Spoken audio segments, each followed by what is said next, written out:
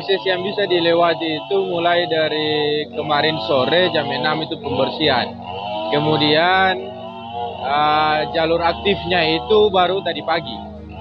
Terus harapannya terkait dengan potongan-potongan kayu seperti apa? Harapannya ya seperti yang bertanggung jawab, seperti dari Dinas Tata Kota harus segera untuk mengambil sampah-sampah potongan-potongan kayu yang ada di jalan agar masyarakat yang lewat pun bisa lega begitu, aman untuk lewat jalan.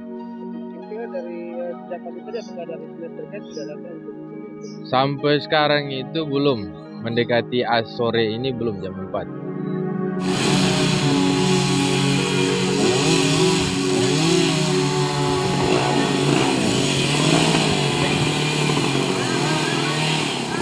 Terima kasih sudah nonton.